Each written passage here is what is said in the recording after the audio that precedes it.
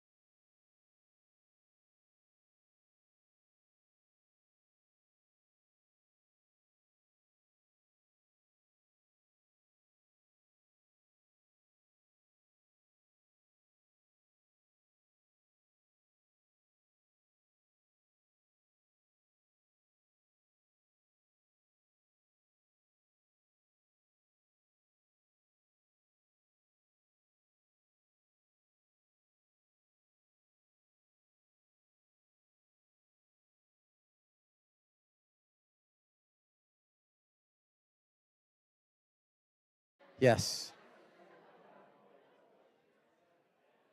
Hello, facelifters. Hello, facelifters. Are you there, facelifters? Come on. Hello, facelifters. Yes.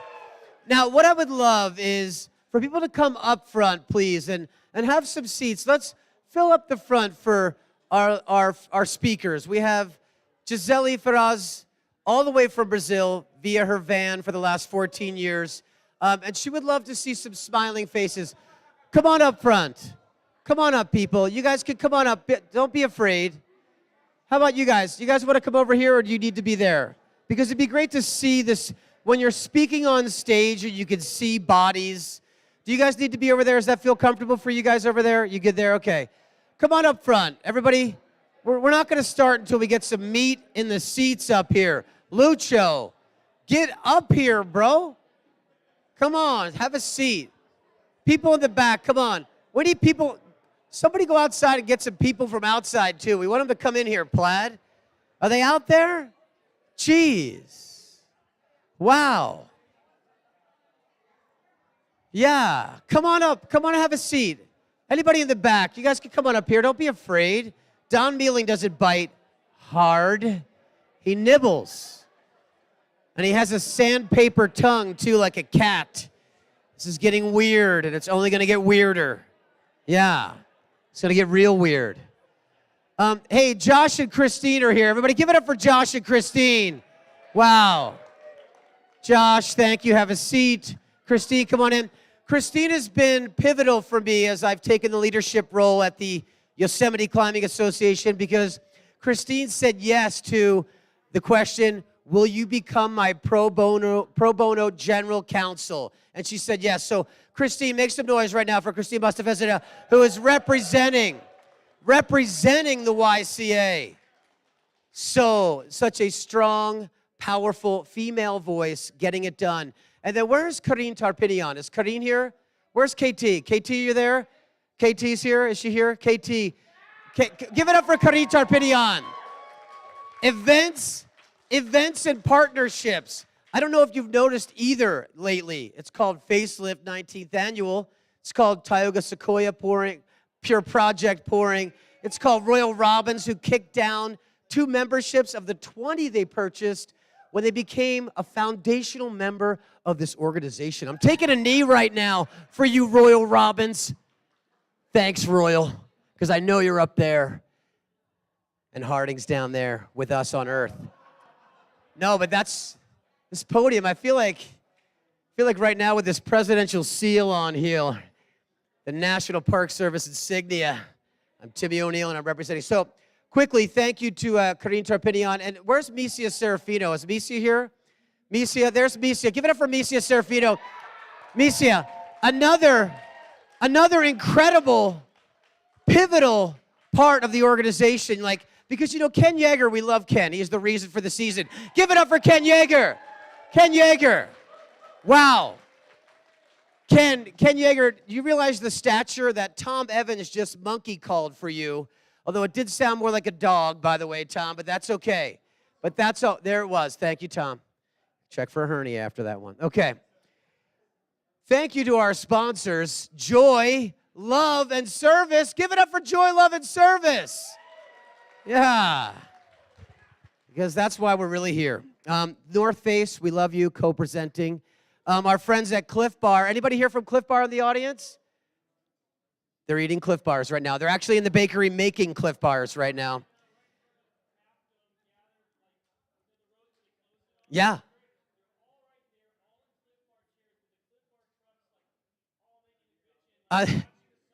Is that what's happening? Cody just realized that where Cliff Bar is, they're creating an Instagram perfect moment. Thank you for them and for their bars. Also, thank you to our friends at Patagonia. Anybody hear about Yvon Chouinard giving away the company to us? He gave it to us. He gave it to the Earth. The only shareholder is Mother Earth. I freaking love that. Hey, John, what's up? Arc'teryx in the house. We love you. Tioga Sequoia Brewing Company. Anybody have a brew from them lately? Thank you, Michael and Maddie, for pouring the sweet suds. Yes. Oh, and by the way, Conrad, where are you? Conrad mentioned something. There you are, Ratty. Hey, just want you to know that when you buy that cup and we put those brewskis in there, thank you for those funds, and they're going right to the YCA to make sure that we have this event every year. Yeah, and then Pure Project in the house tonight. Yeah, Pure, we love you. Purely, we're in it for the beer.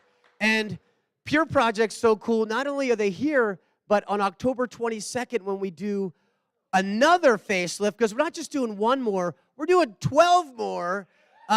We have a Pure Project powered one October 22nd with our friends at Friends of Joshua Tree. Is that Rick Kashner in the back there? Is that Rick Kashner? Hey, we got a Kashner sighting. Give it up for Rick Kashner. Yeah. Group hug. Everybody get around Rick right now. Group hug. Seriously, let's turn him into a diamond. Plant them in the ground and grow love trees. Okay. Giselli, we're going to get to you in a second. We're just hyping the crowd up right now. We love you, Giselli. Touchstone Climbing. Are they here? Is Mark Melvin and Deborah in the house tonight? Mark, are you here? This is how cool Touchstone Climbing is. They have like tens of thousands of members in California. Mark Melvin personally drove up here to attend a really important meeting that Steve Schneider, where are you, Steve? I see you here somewhere. Shapoopy spoke, and it was so good. But Mark Melvin, who runs and owns this legendary, huge amount of climbing gyms, and he's like, we need to get the education happening. That's what needs to happen. We need to get the people dialed in. So Mark's here making sure that's happening. Our friends at Arc'teryx, John, Daniel, where's everybody else? DK? Yeah, Mr. Kwong. Last night, Jordan Cannon, you guys missed it, but he was sensational. Who caught Jordan Cannon's show last night? Yes. Thank you to our friends at Arc'teryx. And I attended their Arc'teryx Academy up in Squamish. If you get the chance to go, it's like a deep dirtbag wedding celebration. It was so good. I loved it. And I want to come back every year. And then Koros Wearables. I'm not going to give somebody this watch tonight. Yes. That got weird. Okay. And then so many other sponsors that we'll get to because we have lots more time. Okay. So has anybody here heard of Instagram? Plaid. I love you, Plaid. You're so earnest. Plaid's like, I've heard of it. Yeah. It's where I meet. Well, I first learned of Brazilian Climber Girl because I'm on Instagram and I follow Pamela Shanty-Pack. Does anybody else know Pamela Shanty-Pack? She's amazing. She spoke on this stage off with Master, right? But not only that, sharing the deep stoke of climbing, sharing those lessons you learn at the crag that happen on the summit and how you bring them back home and incorporate them into your life. So Giselli Faraz, she does have a name, and it is Giselli Faraz. So I was talking with her earlier, and I go, so where did Brazilian Climber Girl come from? She's like, people see my name, Giseley, and they freak out. All you weak sauce Americans can't handle it. So you're like, oh, it's that Brazilian Climber Girl. So hence the Instagram tag. But we're going to welcome her in the best way we know. Do that deep sound of applause, two hands coming together, hooting and hollering, monkey calling. Please make some facelift noise for Giselli Faraz!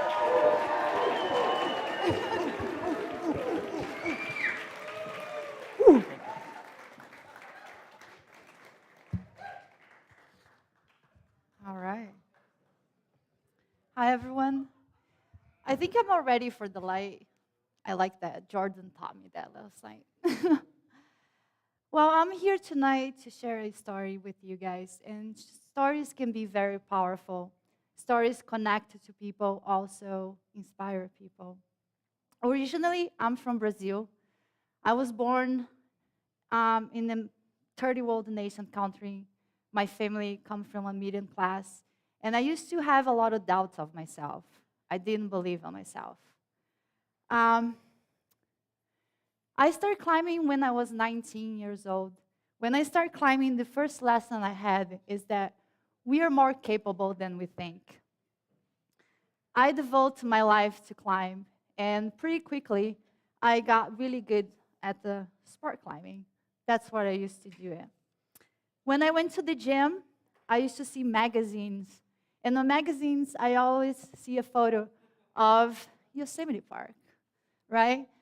This land that has inspired so many generations of climbers all over the world. But my reality, it was hard to imagine it or even dream that someday I would climb in Yosemite. In Brazil, I was the third woman to stand a 513, and I also used to compete. But when I turned 27 years old, I had this job offered in the United States, and I thought that would be a really good opportunity to climb in Yosemite. But what I didn't know, this job was on Cape Cod in Massachusetts. Yeah. I don't know if you guys know, it's a flat land on the other side of the world.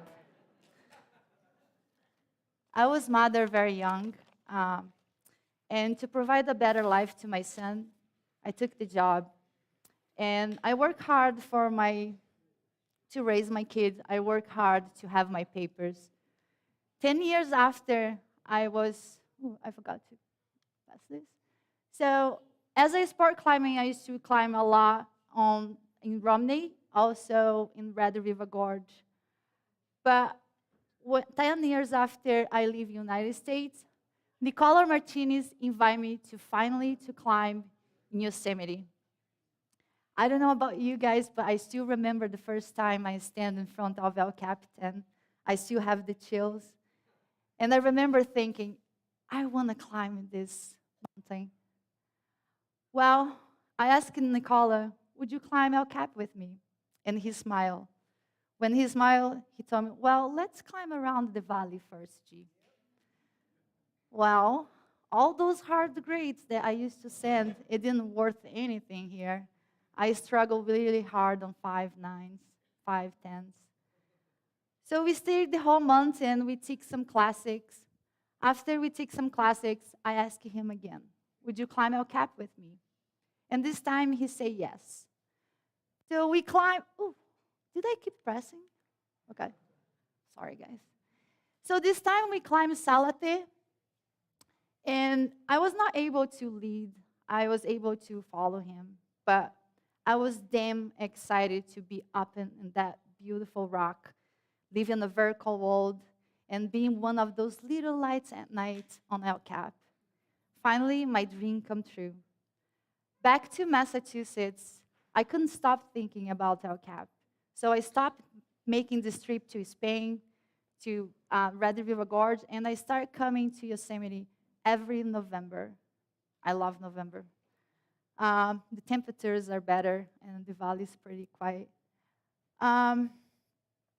So in Yosemite, I learned how to solo, how to rope solo, how to climb multi-pitch, how to short fix. Yosemite made me a better climber. In Yosemite, I also met my heroes. Also in Yosemite, I met the love of my life. Back to Massachusetts, I turned 40 years old, and I realized that I want to change my life. So I decided to sell my business, and I bought a van and a sailboat. My son was just graduating college. He's an electrical engineer. I'm a really proud mom. Yes.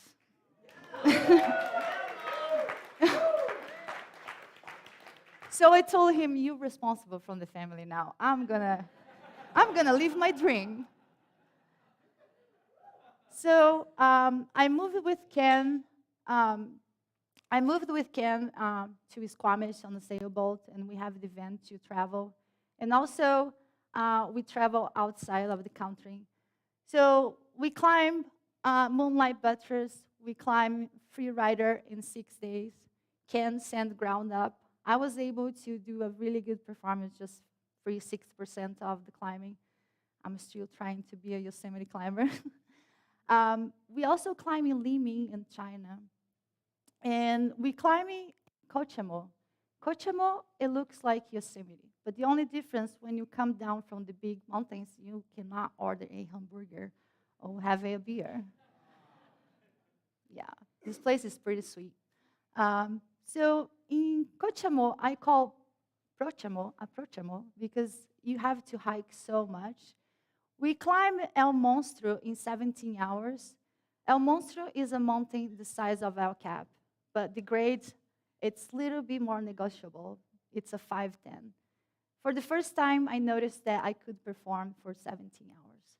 Thank you, Yosemite, for making me a better climber. Yeah. So Ken and I were damn in love and living our dream. I remember one day I was leaving my boat and I looked behind and I saw the chief and I saw Ken and I saw our boat and I thought, how lucky I am. That day we were doing another lap on the chief. We were climbing past parallel passenger, and Ken had soloed that route before. On his 33 years birthday, he soloed the chief 3 times, and he arrived late for his birthday. But as a girlfriend, I understand that. Well, that day, Ken was soloing a 5-7, really easy terrain on the chief, and he took a 100-foot fall. I watched Ken fall. I watched Ken hit. I watched his body hit 2 ledges. One of the ledges were really pointy, and I saw his body bend in a way that no human body would survive that. I called the rescues as soon as I could, and I down climbed to him. I held Ken for 3 hours and a half. Ken never told me a word. He never said goodbye. I lost the love of my life doing what I love most. I need some water, sorry. Thank you. So that day, I thought was the end. That day, a part of me also died. But what I didn't know that day was just the beginning. With this tragic accident, I learned the power of love and the power of community. My community, my family, took care of me. People sent me messages, phone calls. People would bring me food on my boat. My community never left me alone. I was with this deep pain in my heart that I didn't want to live anymore. But surrounded by love, I realized that Ken was such an amazing person that I could not transform or create more pain to my community.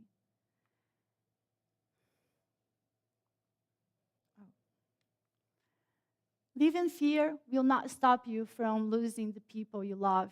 It will stop you from living your dreams. So I decided to transform that pain in power. So I promised Ken and myself that I would add his ashes to my chalk bag and I would come back to rock climbing. My computer just went asleep.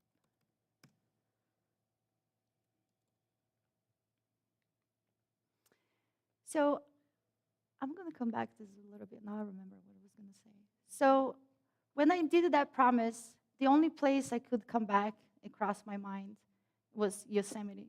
So I come back to Yosemite, and here I could not connect to people. I could not connect to the real world, but I could connect to nature.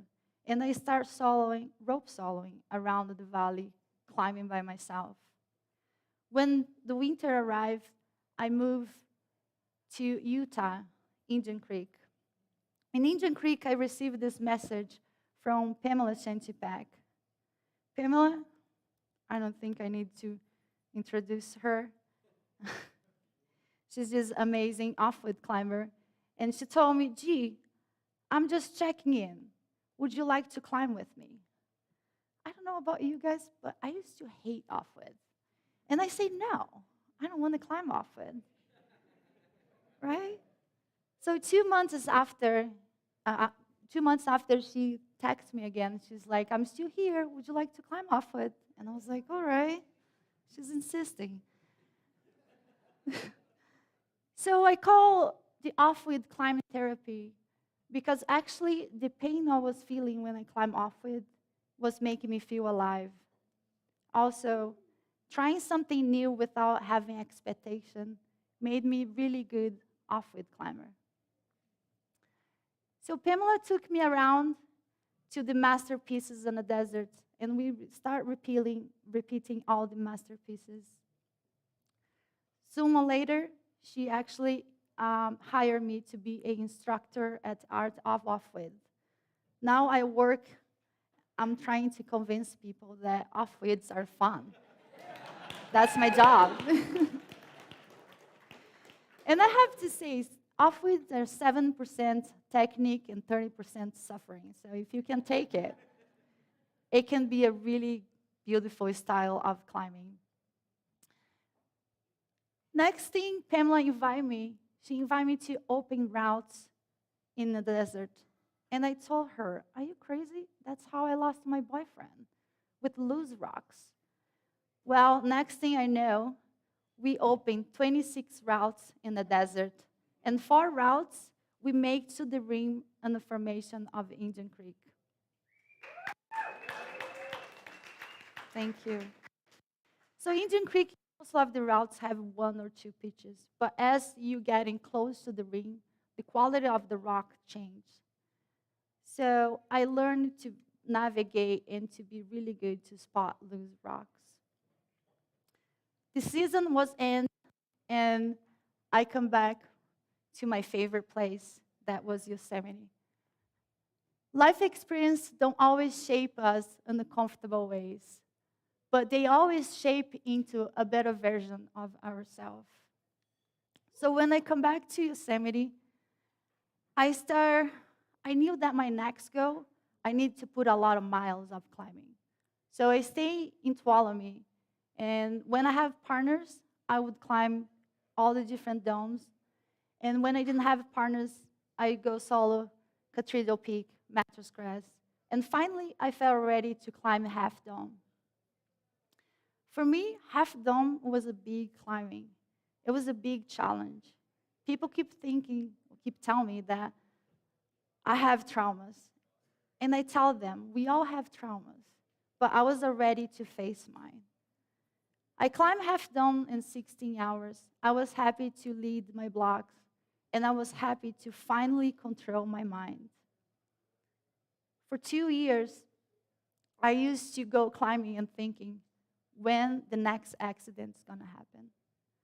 Finally, I shut down that voice in the back of my mind, and I realized this dream to climb Half Dome. So my next goal was climbing Patagonia. Ken and I, we always dreamed to climb Patagonia, but I knew that I didn't have no skill for it. But I decided to buy my ticket. I thought I should go out there and check it out and start with the small mountains. When I arrived in Patagonia, the town was celebrating some alpinist rescue and also celebrating another alpinist who lost his life. It was confusing how people celebrate that in life. I lost the first window as I arrived at the same day. On the second window, I got COVID. So I spent 5 days in a tent, and I have a lot of time for myself. When I felt better, I went for a hiking for Laguna de la Sucia. It's a laguna that stays right under the Fitzroy. And I remember staring at the mountain and ask, please let me climb you. Let me access you. Also, let me return. I'm a little crazy. I do talk to rocks. Yes. And I do ask permission to climb them. So 10 days after, a big window was arriving. And this time it was 6 days. I had partners to climb Belaes, and I also had partners to climb Guillaume. But something inside of me told me, it's 6 days window. I can do something bigger. I also knew that 6 days with the good weather, it could be very dangerous. Climate change is a real thing, and our glaciers are melting. I started walking around the town and asked people to climb with me. So I met Pedro Ciantro, and I met Franquito from Chaltén, and I asked them if they would climb with me. They did the interrogatory over all the climb techniques. They interrogated me for 2 hours. After that, they say no. I was like, great. I took that personal. I thought they would not climb with me because I'm a girl. But next day, Pedro called me, and he invited me to climb the route Afanasieff on Fitzroy.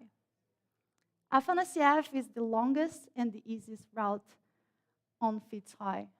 It's go for like 510D and has 5,300 feet. It's a pretty long one. When he asked me that, I froze. I was like, what am I going to do now? Should I say yes or no? Well, I remember Ken telling me, baby, you have been climbing for so long, you got to trust in your abilities. So I decided to meet with my partners, and I realized that we all have something to bring to the table. 2 days after, we left to start the approach to climb Fitzroy. The approach, it takes from 8 hours to a day. We made it in 1 day. On approach, I keep thinking how tired I was, how painful it was. And our brains always trick ourselves, trying to save us from ourselves. So I trick my brain repeating the same word over and over again. This way you you put your brain in the present and you start believing in yourself. So I repeat strong, strong, strong for like the whole day. When we arrived on the base of the route, I was feeling great. I was so happy. I couldn't believe I was in the base of a Fitzroy. I told my partners what was my mission. My mission was to spread Ken's ashes in the mountain that he dreamed to climb. I also asked my partners to let me lead all the dry pitches because I knew I didn't have no experience on the ice climb. So I started climbing this beautiful, crispy granite. Alpine granite, it's one of the best. And if you are used to climbing in Yosemite, where the granite's pretty slippery, you actually will do really well on alpine granite. I was so happy to jam my way up, and the mountains were playing symphony. Rock falls and avalanche was happening the entire time. I realized the mountain was in motion. Also do I. The first photo is the approach, and the other photos I was climbing feet high. We're not the fast team up there. It took us 3 days to get to the top. When we reached the top, we cry, we celebrate. Thank you.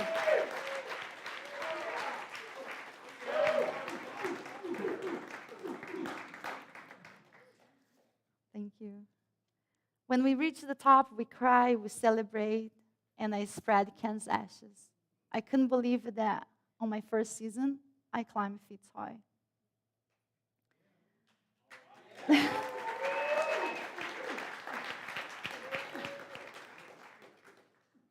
2.5 years after Ken passed away, and I am 44 years old. So I felt like it's never too late for us to follow our dreams. Thank you.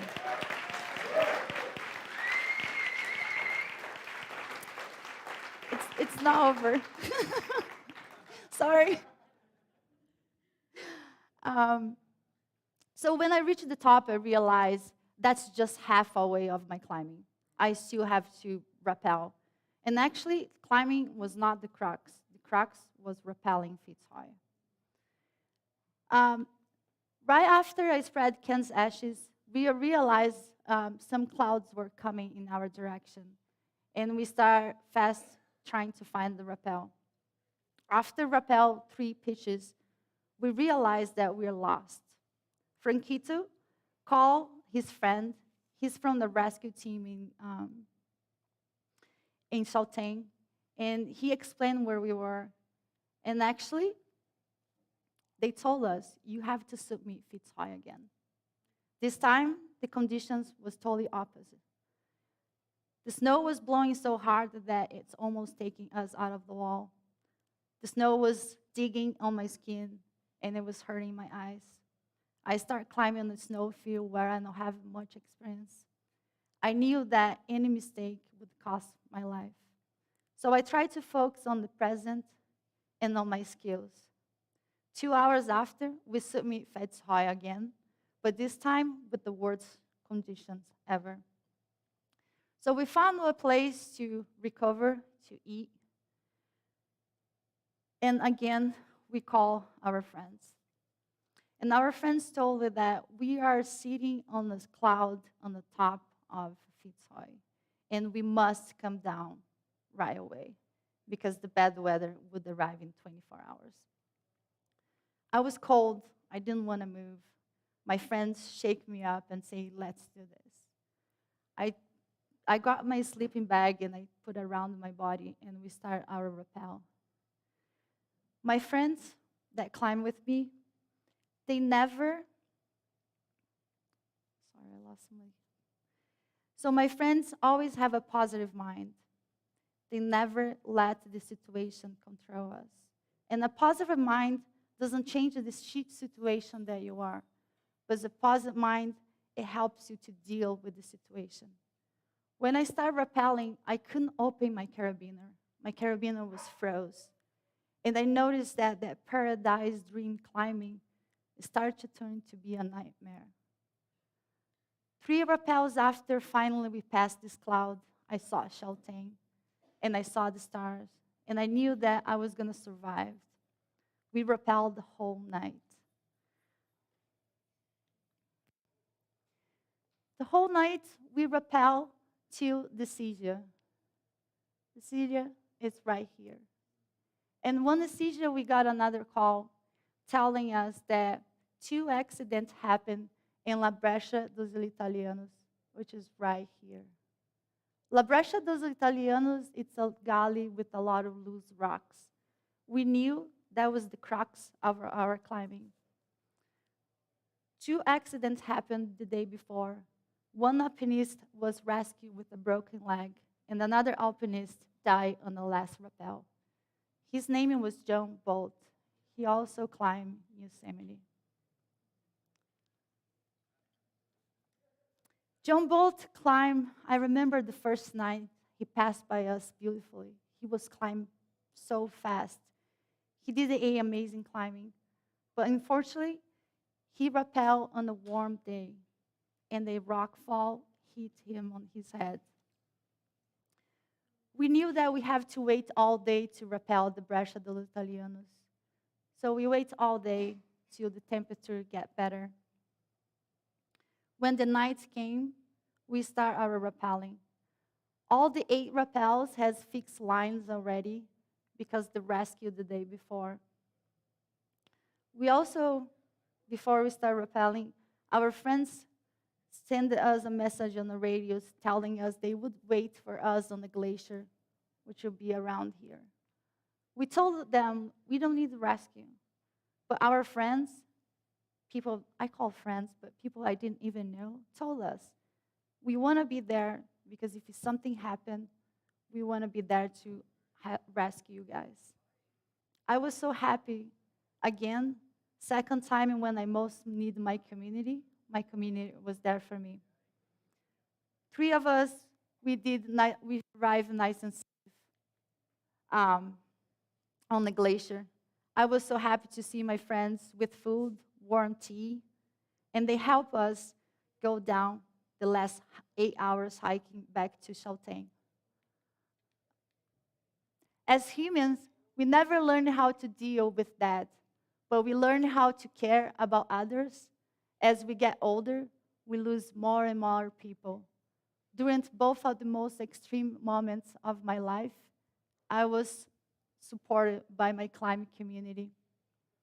People I didn't even know reached out to me after an accident. And now I have seen firsthand how the mountains give and take. Fitzroy was the most beautiful experience of my life. I learned how to be there for others, to love, to help, to go after my dreams, and that living fears is often just as dangerous as taking risk. I want to share this story with you guys because I believe that we are capable more than we think. And it takes courage to go over your trauma. It takes courage to live your dreams. And also takes courage to live your full potential. Unfortunately, we all going to lose our heroes. But our heroes leave a beautiful legacy to us. And we all can learn with them, even though we don't have the physical presence. Thank you very much, and thank you for being part of this.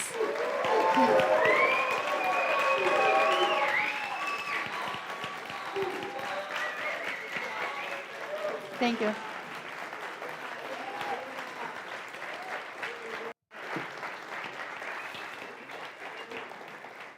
Thank you for being part of this beautiful community. Thank you. Oh, I did. Okay, have a seat, everybody. Well, that was the first standing ovation I've seen here at the Yosemite Climbing Association's annual fundraiser. Is this thing on, Ed? Test, test. I mean, it's on the... Okay, we're doing it. I'm not going to do it anyway. There we go. Okay, that's better. Okay, so, I mean, really touching, very beautiful, and I'm sure I speak for everybody here, unexpected, too, because typically we love climbing for the joy and the beauty and the depth, but rarely do we plumb that psychological depth of loss. Yep. I remember Angela, who was on stage here a couple of years ago. She had a great quote, and it's that people die twice. Once when their physical body dies, and a second time when they're no longer remembered. So bringing Ken to life for us tonight, we thank you for that. And that's a really beautiful act. Thank you. Yeah. And I know that everyone in this audience, guess what? Spoiler alert, no one gets out alive, right? We all die out of this life. And few, if any of us, will determine how we die, but we can determine how we live. And it seems like you've made these really deep choices in your life to leave your job, sell your business, move into a van, into the deep unknown. I'm curious about that alchemy, right? What was that catalyst? What drove you to make that choice? Passion.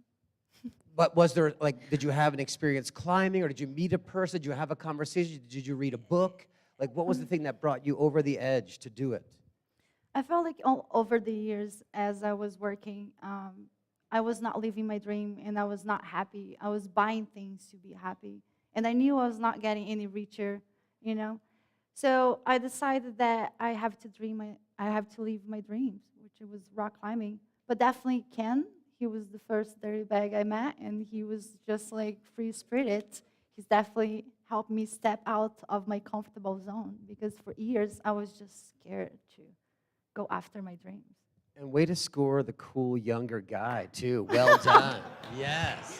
Thank right? you. It's the van. It's the Brazilian climber girl. It's the accent. It's the beauty. It's the passion, right? It's all of those. There's a great quote you used about you and your partners. You don't let the situation control you, which means that you're in possession of the decision-making and the outcome. Is that something that you had early in life, or did climbing bring that? Climbing brought that to me. And why? Why did it bring it to you? I felt like through climbing, it's like solving problems all the time. And we all go through traumas, and then slowly you start having different feelings and learning with climb. And I felt like over the years, that's what made me, I guess. And it's interesting, we spoke about this last night a little bit, that you have these experiences on El Cap or Fitzroy, and there are these summit experiences, and you may not even reach the summit, right? We learn so much during these experiences, but then we bring them back home, right, to our relationships and the way we interact, and then we have influence on others based on those experiences. So I'm curious, earlier we talked about your path now becoming an AMGA or IMGA, you want to go deep into guiding to be able to be that bridge for people to have those experiences, like the passion, the love, the joy, the problem solving. And you have this clinic as well. What was the name of the clinic again? The Art of Off With. The Art of Off With, because my note is here. It's Pamela Shinspec, actually. There it is. This is perfect. There it is. It's Pamela Shinspec clinic, but I work with her. Now I'm her partner. She's actually my mentor. And we teach people how to climb off-wits. We're trying to convince them that off-wits are fun and beautiful. From shop. He's all over the place. Yeah. You know? Well, yes. But I do want to talk about off-with climbing, because you mentioned that it was 70% technique and 30% pain. Mikey Schaefer, a dear friend of mine, and many in the audience, says things have to be 80%. Okay. And then they're good to do, right? So I think you need to reframe it. It's got to be 80% technique and 20% pain and 20% suffering. How about 7% technique, 10% of style, and 20% of pain? There it is. That'll work, yes. There it is. Because there's still 80% of stuff that's not saying, ow, fuck, I hate this, ow, shit, this relationship sucks. But if you want to climb multi-pitch, you have to know how to climb off-pitch. That is true. So it's important technique out there. If you want a free solo free rider like Alex Honnold, you'd be really good to get the monster off with dialed, right? Yeah. How did you do on the monster off with, by the way? By the way, when I did free rider with Ken, I do more the monster because I hate off with that time. Are we ready to see Giselli to come back? We're ready to see Giselli send the monster off with and send Conrad and Giselli. You're starting up tomorrow at 6 a.m. Are we ready to see this? Where's Max Bassini? We're going to get a film of this as well. But actually, my next project, I do want a free rider. Yeah, the next project starts tomorrow with Conrad. We just made the deal. This is amazing. Jenny will understand you're going to be late for Bozeman and taking care of the horses. It's cool. You'll do fine. I got you. But no, so you're saying this next project, like Fitzroy Epic, like you could, that's done, right? Like you could stop, but no, you No. will never stop, right? Because it's like you're so passionate. I want to do the 7 summits of the Skyline. Of course, I cannot do it once. It will take me a couple of seasons to do like each summit. So I'm coming back this I love it. winter. Never enough. Well, please, and now we have a prize, right? Yeah, we do have have a a prize, prize. so we can- Because Giselli's so cool, she brought a gift from one of her sponsors, Julbo. Anybody here want a pair of Julbo sunglasses? Yeah, okay. So Giselli and I were talking about it. We decided, if you know Giselli well, if your name is Nicola Martinez, if you're in the audience too, and anybody who's a native-born Portuguese speaker, you're out of the competition. Now we want to know. Sorry, friends. Sorry, guys. Sorry. You know her. You can get the discount. Seriously. When she scratches them, she'll give you her hand-me-downs. All right. Like Remora's on a great white. Yeah. Anyway, so we're gonna play a little game. Portuguese, Brazil. We want to hear Portuguese. Anybody here speak Portuguese in the audience? Anybody have any Portuguese at all? Anybody else? No, if you do, let's hear, please stand up. Anybody else? So if you could just stand up, because what do we have here? We have a killer pair of Julbo sunglasses of some sort. They protect your eyes. So we have 2 people playing the game. We're going to say who speaks Portuguese better, and then we're going to determine that, and we're going to do audience. No. It's going to be, no, wait, are you already seating? So you're a It's native not speaker. fair. Okay, then let's hear, okay, then here it is. So you are the winner. So she already won. She had to do nothing except stand up. That's a lesson for all of you losers, okay? She You does could have stood up and won, but instead you sat on your hands. Giselli, what's the quote for that? Live your life right now and get on your feet. Oh, wait, are you sitting? Johnny, There you go. Johnny, come lately. Sit down. Just kidding. No. I'm kidding. Of course. Please stand. Okay, so now what we're going to do audience participation here, and you're going to clap for who has the better command of Portuguese. Now, I think, Giselli, should we give them something to say in English? Something simple. Come up with something simple in English. I think they have said the word that they know in Portuguese. Okay, that's fair. Let's say your favorite Portuguese 5 words. Let's hear it. Yeah, 5 words. Okay, everybody quiet, please. Hey, you need... Typical guy, right? Typical guy. He's like... That is obvious you don't know what it means. Okay, hold on. We should just sit down. Let's just give this to this guy right now. Hear what is she? But hold on. But let's hear her. wait, let's at least hear it. You blew it, dude, again and again. When we love you for that, seriously, you're a lovable buffoon. Okay. It could be any words because you've already won. Take your time. But he did speak Portuguese. Okay, maybe you haven't won, actually, if you don't have any. Maybe this just in. Dude, hold on, bro. Everybody, relax. Shh. She's on the spot. She's like, oh, you're coaching her. Hold on, you're coaching her. No coaching. She won. Yes, she won. Yes. Give it up for Giselli Faraz right now. Giselli Faraz. Thank you. Giselli Faraz. Hey, do me a favor. Her name is Giselli Faraz. On the count of 3. 1, 2, 3. Giselli Faraz. AKA the Brazilian climber girl. Thank you so much. Thank you. Yeah. Awesome. That was my pleasure. Really good. Hey, so Ed, we're going to take a quick break, but first I'm going to get that one list right here as I thank our dear friends, our sponsors. We're going to continue down that road. Toad & Co. Sarah Palladino, are you in the audience tonight, Sarah? She hosted an amazing panel discussion around zero waste, and we'd like to thank also our friends at La Sportiva, American Alpine Club, Yosemite Hospitality. Thank you, Weston, Alex, and everybody here working on behalf of welcoming so many visitors, 5 million, in fact, into the park. Also, thank you to Iron Horse Vineyards, Clean Canteen, another of our corporate entities who have bought into our membership program. Parks Project, Keith and his crew, Parks Project here in the audience tonight. Thank you, Parks Project. Anybody get one of their T-shirts, one of the Facelift T-shirts? Thank you, Parks Project. We love you. Kodiak Cakes, I've got them. Osprey Packs, Fit Socks, Yosemite View Lodge, Yeti. And then Heather Sullivan. Anybody take Heather Sullivan's yoga class? Yeah, Christine and Josh, you guys look so limber and so lithe. Tomorrow morning, 7:30 a.m., right out there, 7:30 a.m., Christine said, dress warm. It was the first time ever she had a puffy on-end socks for yoga. Yeah, she had a little red nose like Rudolph. All right, so that's 7:30 tomorrow morning. We're going to take 5 minutes before we come back with a amazing show. And I mean groundbreaking, utterly devastatingly interesting and unusual. This is something we've never seen before, and it's international night. It's international night. So I'll leave you with that. Use the bathroom, get a beer. We'll see you in 5.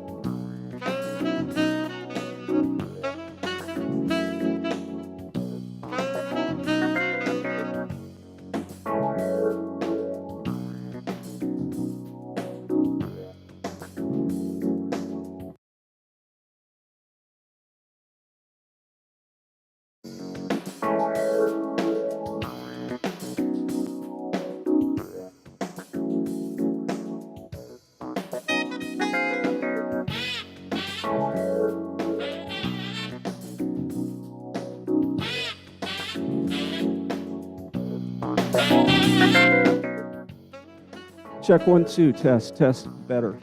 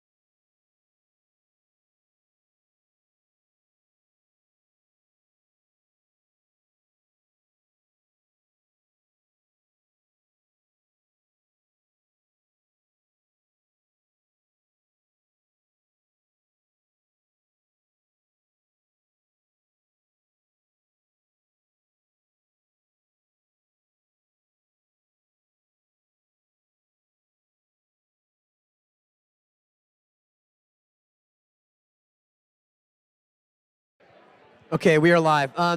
People in the back. Hey, John. Good to see you. Welcome from the Bay. Hey, John, how was your camping experience last night? Daniel, a snorer or not a snorer? Where's Daniel? Is that Daniel? Daniel, we only made one spot for John. How did that work then? Did he get that spot or did you split the good spot? You split it. That's a good colleague right there. Very good colleague. Giselli Faraz, were you guys prepared for that show? I mean, that was like the first standing ovation I've ever seen at this. So let's make some noise for Giselli Faraz. Make some noise. Come on. Giselli. Okay. Now make some noise for the a-holes talking in the back. Can they go and shut up and sit down? Come on, people. Come and sit down. Thank you so much. I just heard a STFU. So if you are paying attention, and you're probably not, I wouldn't either, there's this wonderful sound. It's the S and the H coming together. And when you do the S and the H in such a way that people hear you, they stop talking. Let's try it on the count of 3. 1, 2, 3. That was fucking effective. Okay, thank you so much. People talking in the back, stop and come up here and sit down and listen. Open that heart. Open that mind. Thanks once again to our co-presenting sponsor, the North Face. Cliff Bar, Johnny come lately over here. Cliff Bar is in the house. Make some noise for them. They missed Giselli's show, so I feel like I have to hug you guys right now. Come, 3 of you guys stand up. Give me a hug right now. No, that was Giselli. That was her show, essentially, was love embodied in the message, and we just gave you that. Scott, we were going to bring you up, but we're not. We're not. Because Scott was supposed to speak last night, but he didn't. But not saying. But Scott did have this incredible experience going up the death slabs with his wife, Jenny, and Dean Potter. And I heard this story. It goes something like this. Scott was going hand over hand up the fixed rope, and he was making his way up, and he was pulling on the knots. And then as he got part way up, he was like, I don't know if I actually have this or not. And then Dean Potter, so strong, so bold, goes cruising up and assembles his head on Scott's butt and starts pushing. And Scott starts climbing. And Scott gets to the top and he goes, Dean, take your head out of my butt now. And thank you for saving my life. Scott, anything to add to that story? Okay, let's add something. Hey, give it up for Scott Jurek right now. Give it up for Scott Jurek. Amazing ultramarathoner, father of 2, dear friend. I married him and his wife. It's a 3-way. It's cool. No, but Dean, after saving my life, I'm dangling, and he knew how many seconds I had just free hanging. And then he did basically climb up, but he told Jenny and told many friends after that that was the closest he ever came to seeing somebody fall to their death. So when Dean Potter tells you that, it's for real, right? Way to be alive. Scott Jurek, barely alive. Stick to trails, stick to running, okay? But your daughter, Ravana, named partially for Dean Potter, right? The Raven iconography and totemically, and Dean is the Raven, right? And so we have little raves. It's beautiful. It brings us back to actually Giselli's talk as well. The fact that we die twice, we talked about. Once when your physical body goes, and then that second time when you're no longer mentioned, when you're no longer brought up. Speaking of bringing people up, thank you to Tioga Sequoia Brewing and Pure Project for pouring back there. Our friends at Royal Robbins, Touchstone Climbing, Arc'teryx, Toad & Co., Chorus Wearables. Okay, let's get back to it. Okay. Ken Yeager, are you still here, Ken Yeager? Ken Yeager, give it up for Ken Yeager, just because we can. Because if it wasn't for Ken, we wouldn't have such an amazing relationship with the National Park Service. We wouldn't have such an amazing relationship with the climbing rangers. We wouldn't have the Mariposa Climbing Museum that's proudly telling this energetic, educational, inspirational story to the world. We wouldn't have Facelift right here. We wouldn't have Facelift 12 other locations this year. Thank you, Karine. We wouldn't have Facelift for the 20th anniversary. We're doing 2 million facelifts next year. Give it up for Ken Yeager. Okay. Love you, Ken. We love you, Ken. Karine, you got that 2 million facelifts. Yeah, every day is facelift. Okay. Ken wanted me to say, and this is very important and very beautiful, Dr. Julia Parker. For those of you who live in Yosemite, you may be familiar with Julia Parker. Julia Parker is Native American and will be providing a beautiful blessing tomorrow at 6 p.m., Ken, following the raffle right outside of the mall, correct? So make sure, yeah, monkey call that one right now. No scat throwing, though, dirty climbers. Okay, it is International Night, newly coined, and it's happening right now. Are you guys ready for this next speaker? Come on. Are you really ready? Come on. Forrest. Come on, dude. Come on, Forrest. Yeah. Lisa, come on. It's amazing. Okay, Regan. We called him Regan because his last name was like Giselli. People can't handle these like different looking names, right? Because his last name is Reganovich, right? But it's Marek Reganovich. I first ran into this guy on El Capitan. I was up there climbing the Zodiac. Next thing I know, we're passing this solo climber, right? On the Zode. I'm up there with Ammon McNeely and my brother Sean. My brother Sean's doing paralyzed push-ups and pull-ups up the face. And we pass by Marek in a single-day push, and we leave him in the dust. I'm like, that guy's wild. I had no idea how wild he is. He's so wild that our friend Earl Bates, Earl, are you here? Where's Earl Bates? There's Earl right there. Earl's in the back. Earl wrote an article in the Alpinist 64. And you guys have read the Alpinist, and hopefully you've read that piece. 8,000 words. Earl took over a year to write this piece. He knows Marek better than he even knows himself, in fact. And I was like, okay, with such a deep dive into somebody, I want to know how you feel about him. And I said, Earl, distill him down to a single sentence, and it goes like this. Marek is clearly one of the most extraordinary pioneers and practitioners of big wall climbing. And he shines one of the brightest beacons of light in the perseverance of the human spirit. Give it up for Regan Marek Reganovich. Hi, bro. Hi, good evening. Thank you for the coming. And today, I want to talk about my climbing on the Baffin Island. Sorry. So I was born in Poland, and many people say, okay, you climb the walls because you are Polish, but it's not true. I reborn in 2006 as a climber in Yosemite Valley, doing Zodiac, and that was my dream. Like all my climbing life, I dream about the climbing Zodiac or anything on the El Cap. So when I get down and I said, okay, I fulfill my dream. I'm a happy man. Somebody said, I was totally green, just first time in a valley. And somebody said, Tom has photos of you on the Zodiac, so you can come and ask him. I said, all right, that's nice, but who is Tom? So I met Tom, and yeah.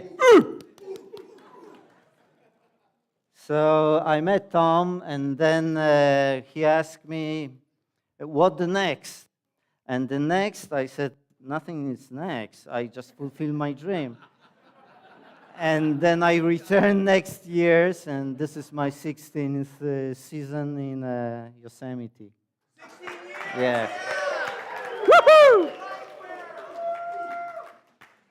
Okay, step by step. I start to develop my abilities and the skills as a big wall climber. And eventually, in 2012, I sat with my partner, climbing partner, Marcin Tomaszewski from Poland.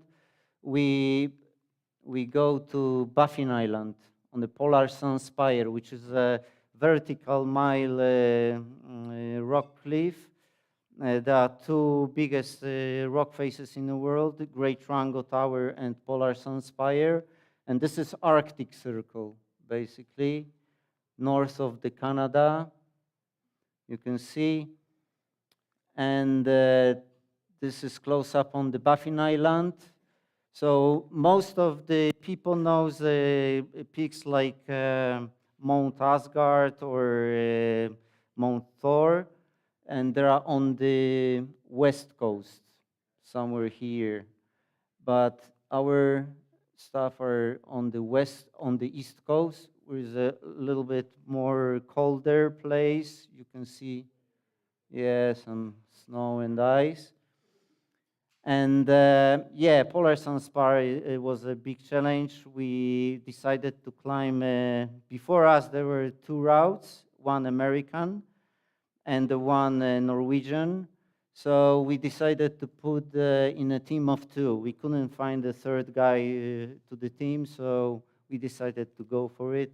And 2012, we put the super balance. So like 26 days we spent on the wall. We fixed a little bit, yeah, till the first bivouac. Here's our tent. Probably you can't see. Doesn't matter, but this is massive wall. And I can, yeah. The few explanation. The wall has two parts. The first is the arm, which is this one, and this is totally like exactly north face.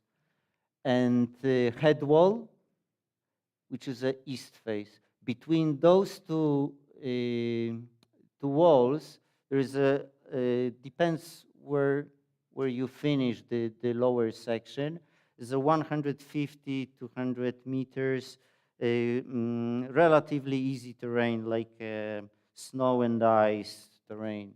So that's important for the main subject of the today presentation. But we've done it, and we were so happy. Team of two, super balance. And then team was pretty okay. So we carry on in the middle of the wall. We start to talk about the future, and we've seen our future on the Great Triangle Tower. So the next year, we blast on the Great Triangle Tower, and we put the new route, Bushido. And comparing to those walls, I can say, yeah, there are two tall walls, vertical miles.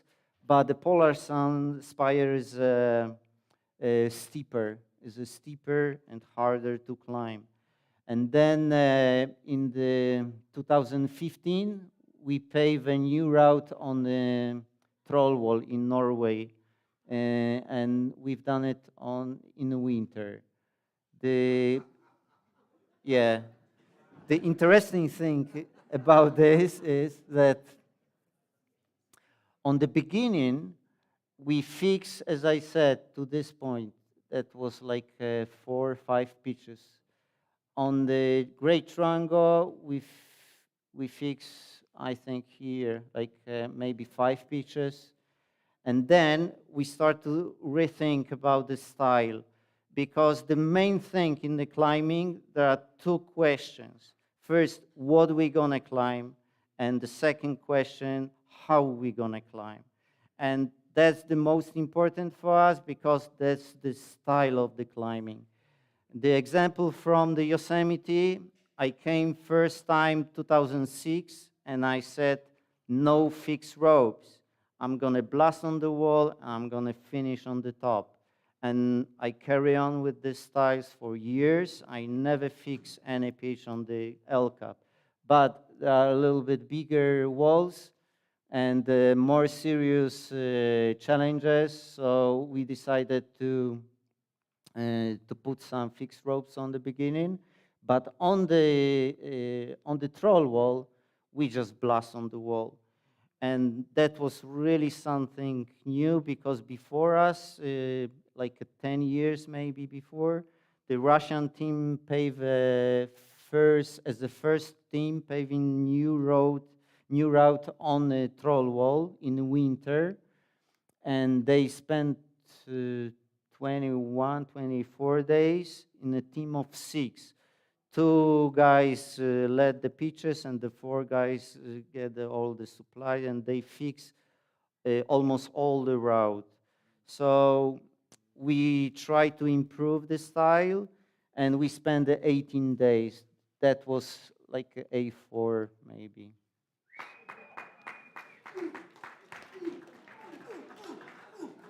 Thank you. 2017. When I climbed with a Yeti, it was a nickname of Marcin Tomaszewski, super balance on a Polar Sunspire, I said to myself, Marek, don't even think about the soloing this wall. It's very serious. You probably will never return from the wall. So I decided to return. Yes, I decided to return to Baffin Island, but with Marcin. And I said, Marcin, we can try to do something in winter. So it was beginning of the March, and 2017. And the local guy said, you probably don't know what you are talking about, but here's a winter. I said, yes, I know, but this is cold place. We said, okay, we decided. So we came, and that was like warnings of the government, local government, for the local people. Don't leave at home, because there is a minus 55. And we came on the Sanford Fjord. We pitched the tent, and the temps drops to minus 55, and it was totally horrible. We couldn't even walk. We couldn't stay in a tent. That was absolutely unbelievable. And then we tried to do the Chinese wall, but we just carry the bags for maybe 2 days, and we couldn't return to the tent, because when the wind started to blow, we were totally blind. So we just covered the ices, and we changed the direction. We couldn't find the tent. And we said, okay, that's nonsense. And Yeti said, Marek, I start to feel cold toes, and my old frostbites start to be very bad, and I don't feel well. I'm going back home. And because originally I planned to stay like 3-4 weeks on the Baffin Island after our project with Yeti, I said, yeah, I will stay longer, doesn't matter. And then Yeti went back to Europe, and I went farther north. So the local guy said, Marek, just look at the reality. You can't sleep in the tent, and you want to go farther north. I said, yeah, that's true. I already decided. And he left me on the near Scott Island, which is far north, the place like a paradise for polar bears. And then, yeah, I had over 10 close calls with the polar bears. And that's my base camp, basically. And I said, okay, now I need to start to climb. And that was really, it was very cold, believe me. But I said, okay, I need to understand the nature. Maybe there's like a weak point. And the weak point was on the east side. So look at the sunny side. So east side was a sunrise. And the sunrise and the power of the energy and the sun gave me a chance to climb. So I could climb 4 hours per day. Means that in 20 hours I spend in the portalage. But I climbed my first solo route on Baffin Island on the beginning of April, and that was Mantra Mandala. Mantra Mandala.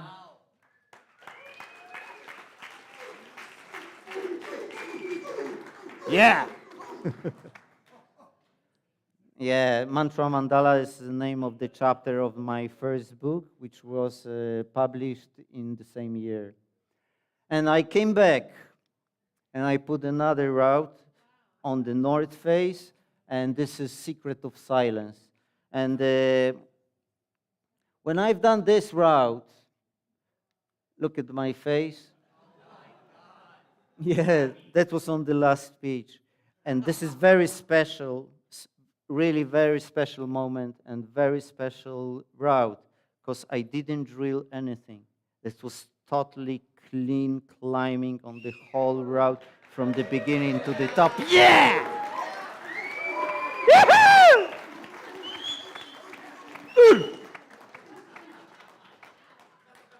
I came down and I said, I'm not going to say anything because I'm speechless. I can't tell this story to anybody except Earl Bates.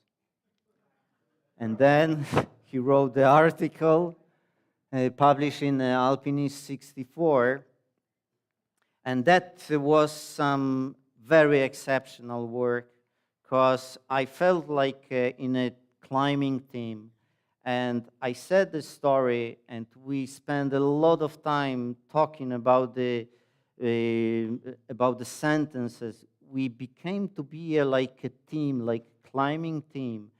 And to us joined Tom Evans with his exceptional photos and ideas. Woohoo!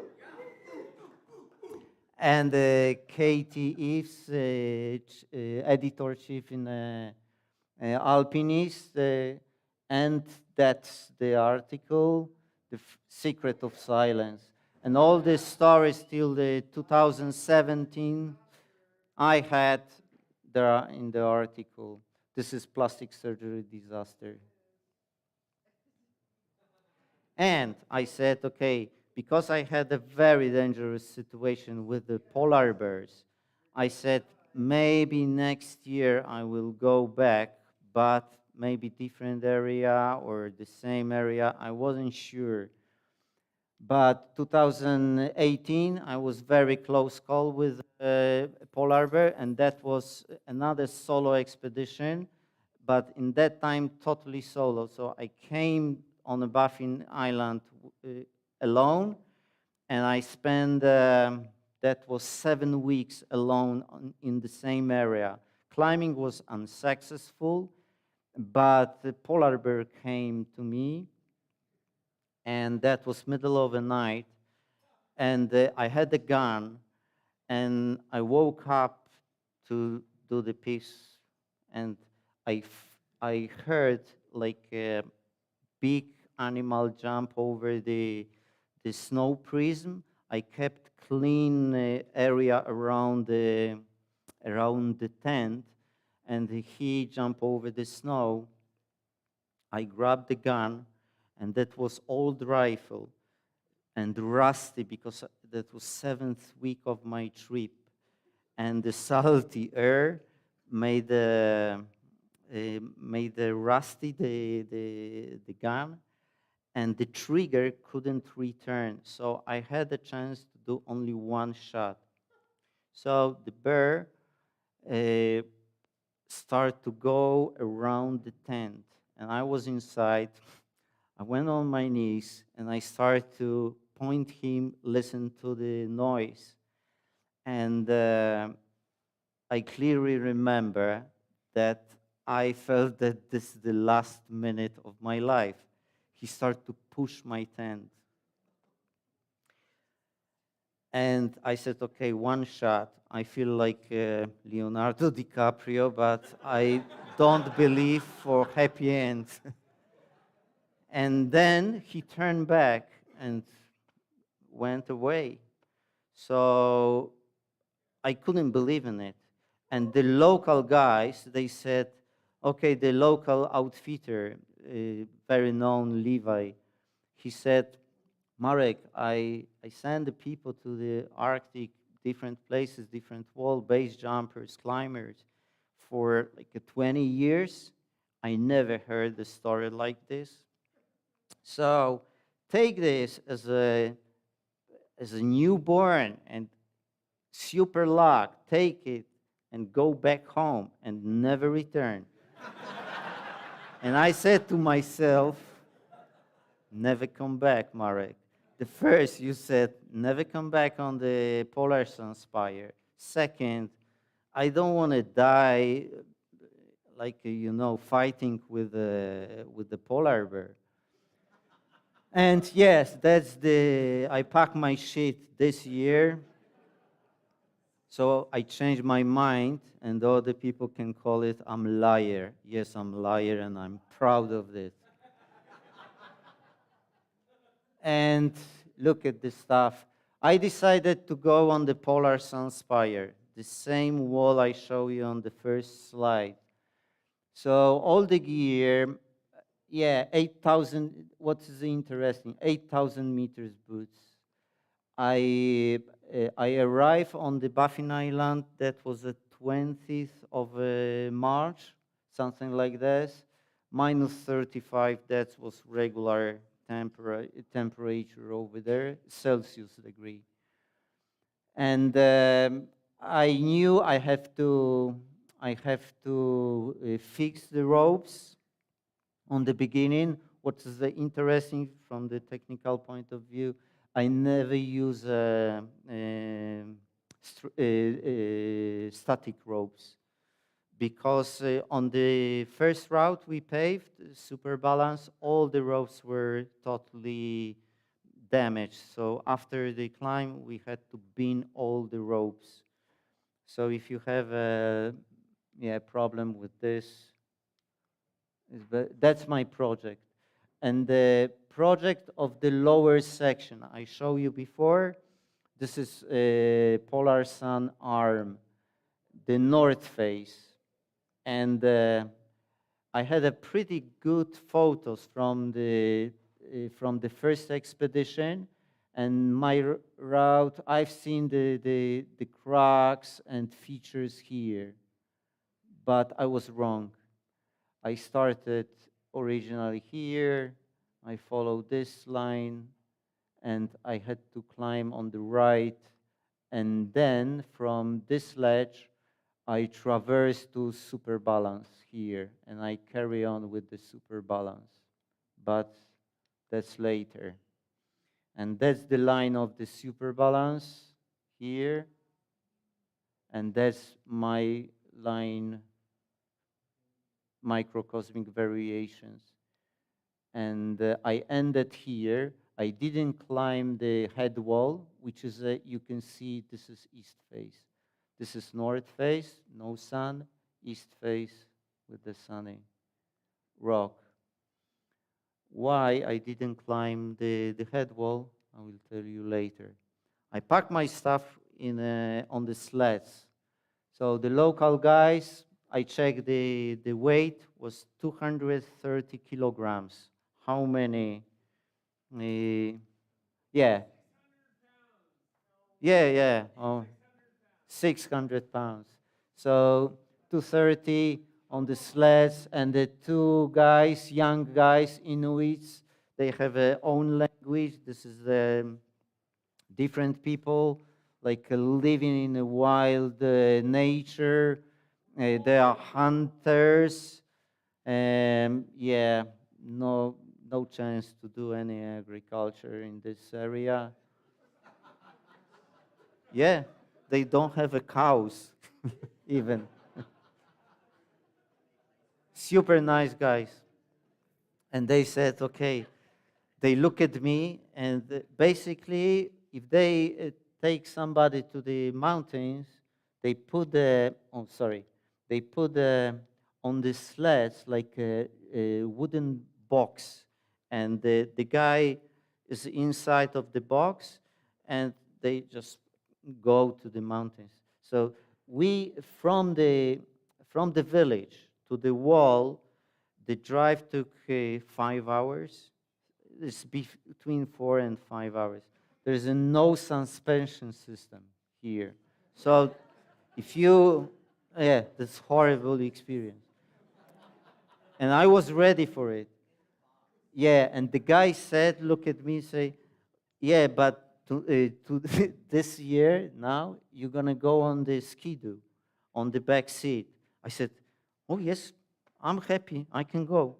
And they said, but they look at me and say, but not in this clothing. I said, super Patagonian US jackets and everything. I said, yeah, but I've got all this stuff that are very warm. I said, yeah, you can walk on the street with this. I said, okay, what's your idea? And they said, we give you a pants and the proper jacket. And they gave me, and yeah, that was my proper jacket. And eventually they left me the jacket and they say, if you want to walk on the fjords, that's really, and it's really good. I don't want to say that the Patagonia jacket was worse, but better for climbing, but for walking, their jacket. And this is my base camp. So I want to explain you something. The solo expedition, in my understanding, is a one-person expedition. And because I met some guys, and there are a bunch of filmmakers or crew, and blah, blah, blah, I was totally alone. So one tent, one man, one gun, and that's it. And I said, okay, because I'm a liar, and I need to do the wall. And the wall was massive. And I look at the wall, I say, okay, I need to adapt to the conditions. It's very cold, minus 30, 35. On the beginning, I couldn't sleep even in the tent because it's really hard to breathe. If you put the mouth outside of the sleeping bag, you get frozen the face. So it's really hard to deal with the nature. But you can adapt very quick. So I said, taking all my previous experience, I said, okay, I need about 2 weeks to adapt to the environment, to the conditions. So I went to walk. That was like bad weather, and the snow covered my tent. That was all right, no problem. And yeah, I was walking, and basically, yeah. And I decided to blast on the wall, and that was beginning of April. And the temps were still minus 30 on the fjord. Because when when Inuits passed the area, they stopped, and they said after expedition, Marek, but that was minus 30. We know that on the wall is it's a lower temps. I said, yes, that's true. The lower temps are on the wall, but even worse is on the cracks, dihydrals. The cold coming from the crack is unbelievable. You can't even breathe. I turn a head or cover my mouth during the climb because I couldn't even breathe. That's absolutely shocking coldness. And that was on the, yeah, that's one of the first belay. And I decided to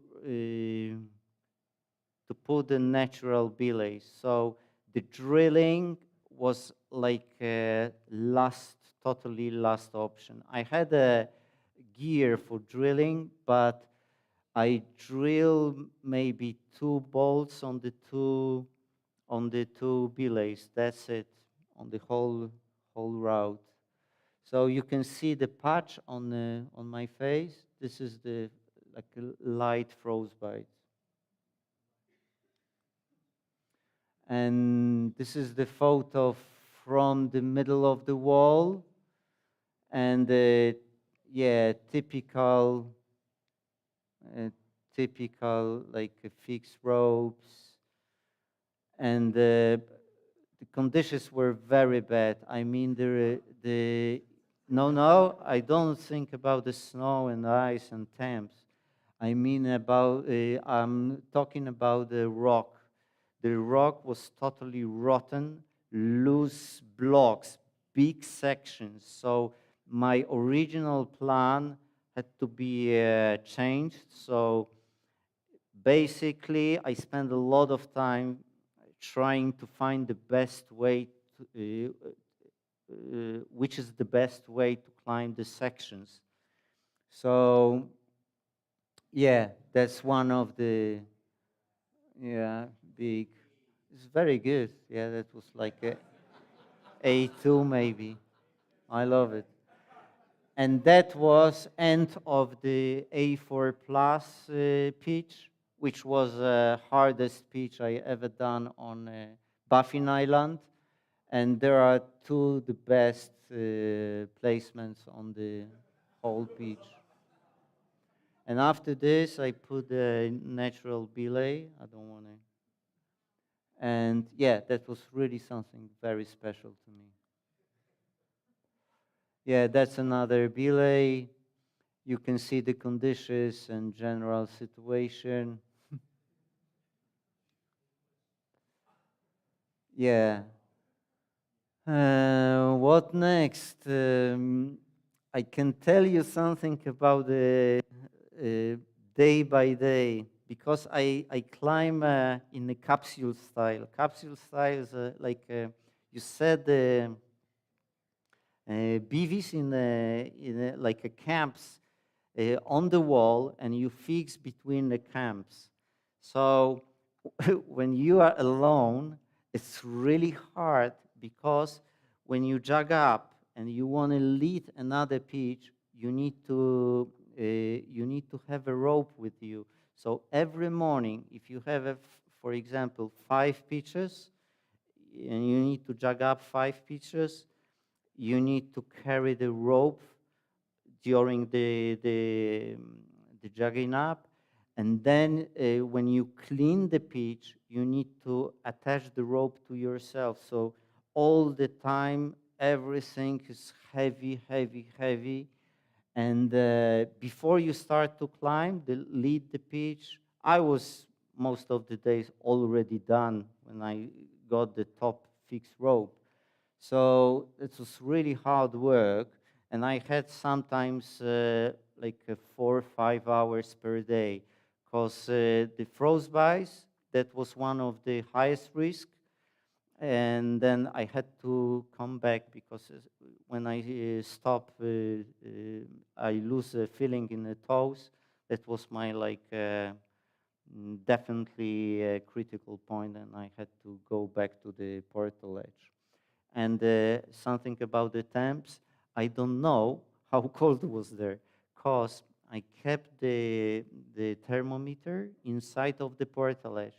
So when I came back, I opened the portalage, and inside was, for example, minus 30, which means that outside was between 5 and 10 degrees Celsius degree lower.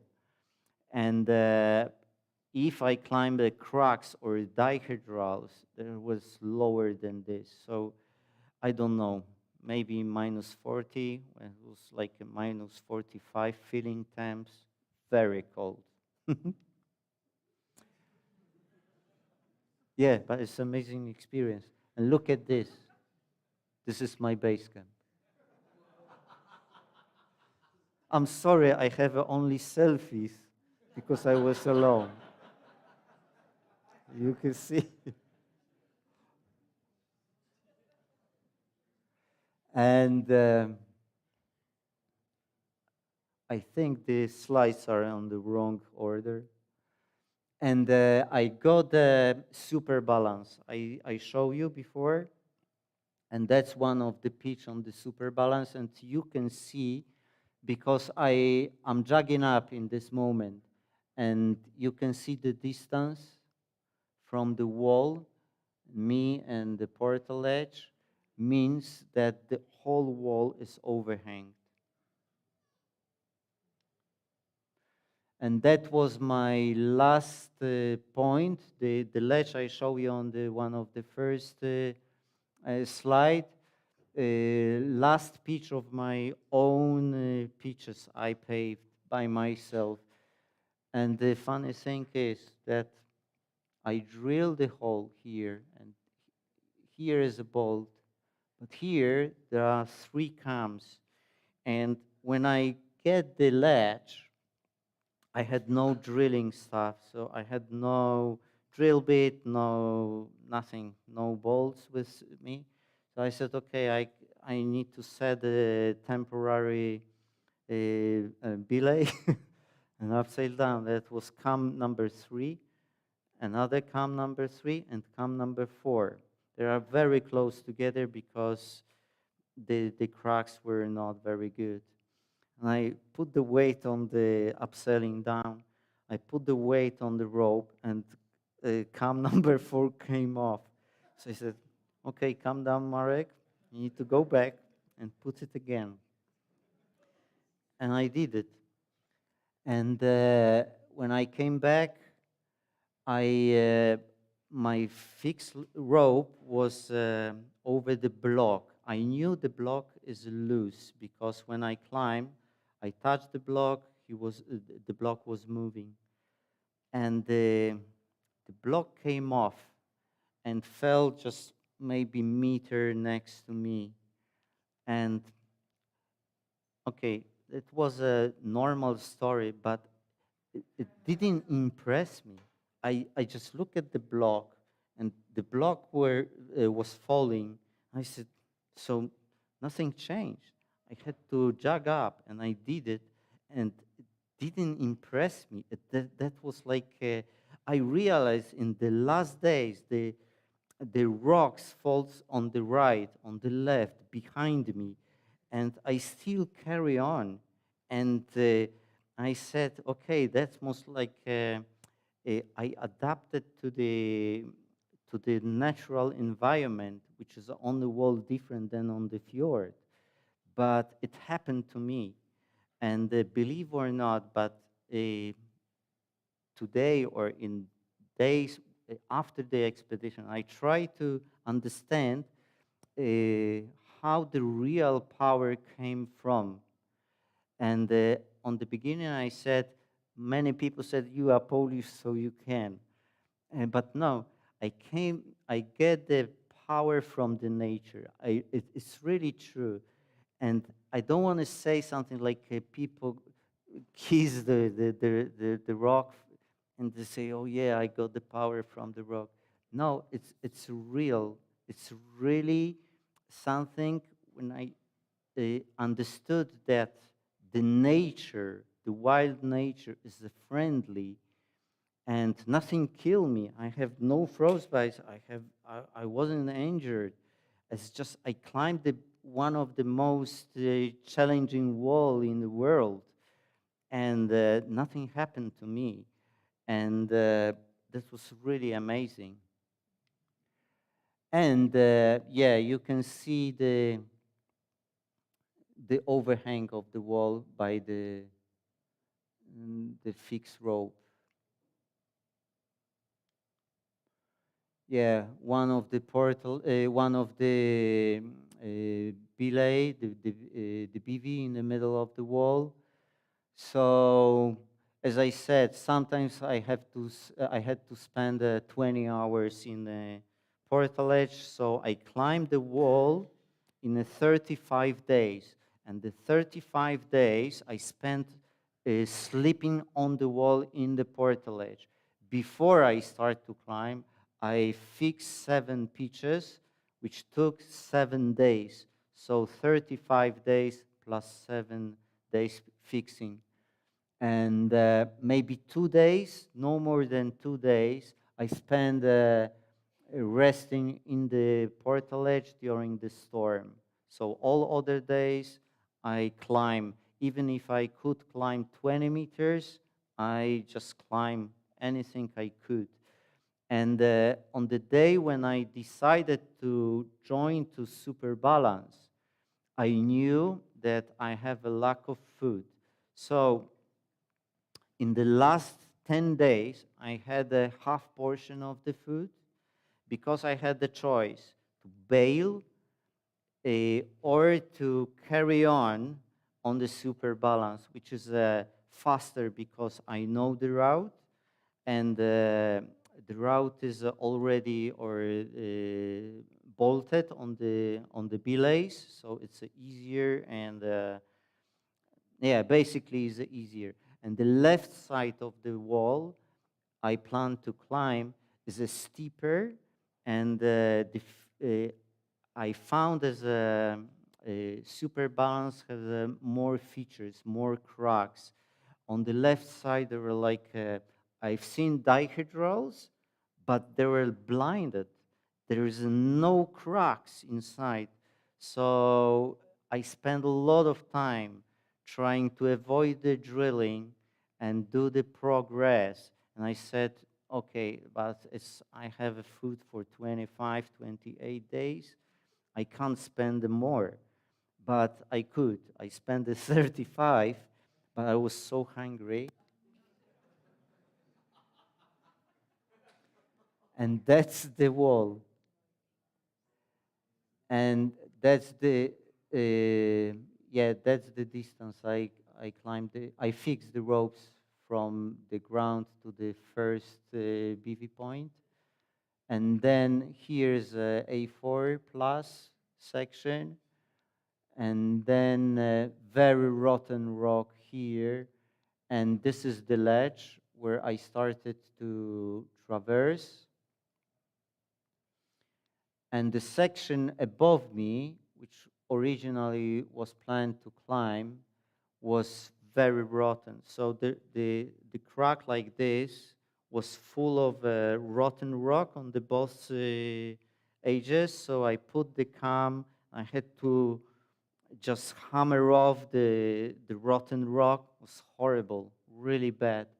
And I believe very deeply that I will not return from this section if I will decide to climb. So I did the traverse.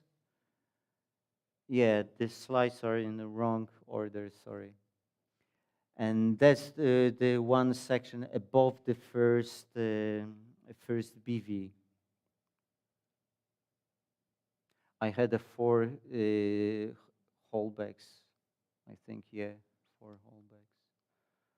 Yeah, the cracks, that was horrible. Really, the cold coming from the crack, unbelievable. Believe me, something very, very cold.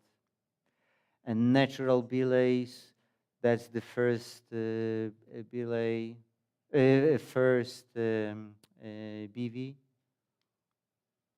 Yeah, you can clearly see the rotten rock. Sometimes the sections like this was totally moving. So basically, I just check the sound of the blocks and I climb. I said to Tom, when I see him, okay, I want to shake a hand. I want to speak. I want to exchange the emails. I want to hug the guy who's going to do this wall again. So if anybody will repeat this route, please call me. Don't worry about my hugs. And that's inside of the portalage. So you can see the gloves. This is one of the key points for the climbing, because the gloves, they are perforated. You clean the wall, and the gloves are like done. So you need to shoe glue, which is a super glue. And you need to dry the stuff constantly. Every day after the climbing, you need to dry. So because I was alone, so I had to warm everything and cook everything and do everything myself. Most of the days I was falling asleep on the just during the drying or cooking. That was really bad. Believe me. You believe me? Cool. Sometimes I'm not sure. Yeah, and as I said before, this section is very steep. It's steeper than on the super balance. Beginning of the super balance is less steep than beginning of microcosmic variation.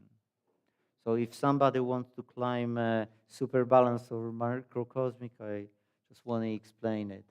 And that was traverse from the microcosmic to super balance. Often you say traverse is easy, but it wasn't easy. 2 days of really hard 8 climbing, some drilling, but most of the stuff like this. That was A3. And you can see, I mentioned the blocks. This is the belay, one of the belay. And this is the block ready to go. So when I jog up, I couldn't touch even the blocks like this. They were everywhere. They were everywhere, believe me. And I'm not talking like because I want to show how brave I'm. That was really bad, very bad. So those blocks were so loose, and my climb was here. And you can see it's like a dihedral, but this was nothing. It's just no cracks. And that was the last day. Day 35 and my last belay. And I got down. I just walked down on the, obviously because of a lack of the food and the slow progress, I couldn't do the head wall. So I was happy to do Polar Sun Arm as a north face, 1,100 or a little bit more meters high, truly north face, and I'm happy with this. And I couldn't get back to my base camp because I was too tired. And the snow was deep till the knees. And I started to walk. And I realized I can't get the tent. Because as I mentioned before, 10 days, I had a half portion. And I sent a message to the local guys, please supply the food to my tent because I'm done. I can't survive more days, even if I will get the tent. And because that's the far away from the village, and some hunters go for hunting, for fishing, passing the area, I said, okay, give the food to some people from the village. But they were really very helpful, very friendly, very open people. And they supplied the food next day. Next day, I've seen the skidoo coming to the tent, and they dropped the food in my tent. And then, because I couldn't walk, I realized that if I will find the truck after the skidoo, I can walk on the compressed snow, and that's what I've done. So I walked like 20 minutes to get a truck, and I got the tent. And that's my beautiful wall. And one thing, I started to climb. I appear in the area 20th of March, and I started climbing beginning of April. So this is a spring season ascent. This is not winter ascent.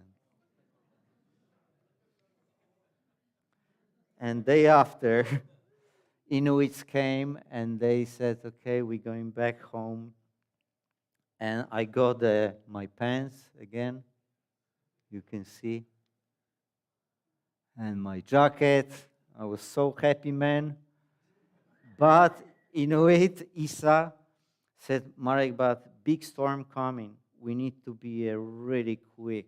So we packed the stuff and we start to drive. And it was total whiteout. I couldn't see any points, any rocks, any boulders, any mountains around, nothing. And the guy drove like a crazy. I believe we go to hell. It's just no chance. I said, thanks God, I've got a tent and sleeping bags, and we can survive because we will die here. It's no chance. But he was very fast. It wasn't like a slow going and checking where we going now. No, and end of the day, I understood that he knew exactly where we're going, and we got the village. This is Isa, and this is me. And I was happy, and 1 hour later, I had my first shower after 60 days on the fjord. And that's my selfie. I said, I can miss the moment. I cannot miss the moment. I want to take my last selfie. And you can recognize my face.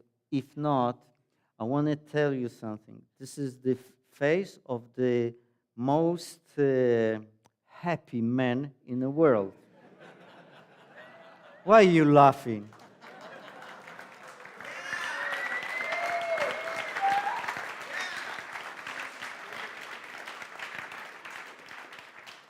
You know what?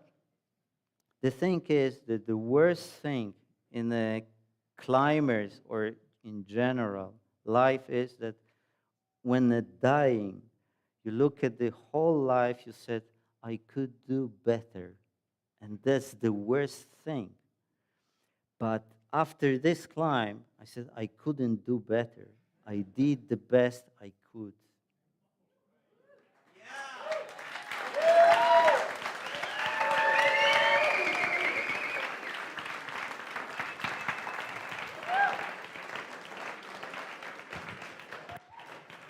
Wow, wow, wow. That is epic. I think I need to have a cigarette after that or something. Anybody else want to go climbing with this guy? Absolutely not, right? No. Just kidding. That was epic, dude. And what's so cool is this place started that love affair. It started this obsession with the vertical. But not only that, and problem solving in the most inhospitable places, but you're plumbing the depths of like human psychology, right? And philosophy. You're like this, you're not up there just for that thing that you talk about. And you've written 2 books about these experiences. Yes. So this is like your little, Oh, sorry. There we go.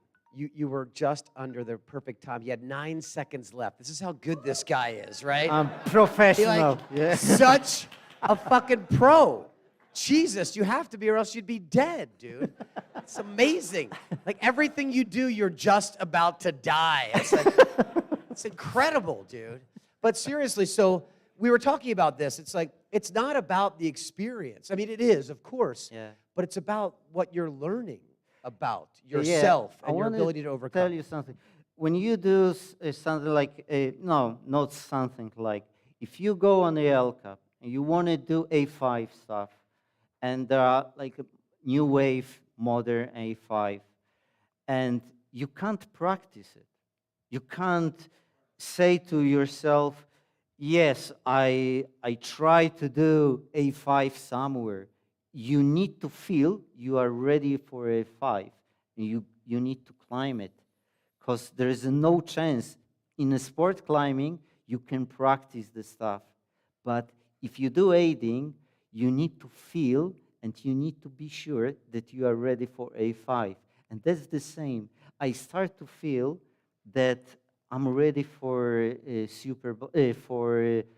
Polar Sunspire, and I want to do it solo. And doesn't matter that 10 years before, I said to myself, never come back solo here, because it's a crazy idea. Remember about it. And I don't care if I'm a liar or not. I felt I want to do it, and I'm able to do it. I can do it. So I tried. But if you took this level of commitment and this level of passion and your ability to put yourself absolutely in the most inhospitable places in harm's way and applied it to any of the problems that are plaguing us in this world, whether they're political, whether it's climate, whether it's division, whether it's the pandemic, we would overcome it.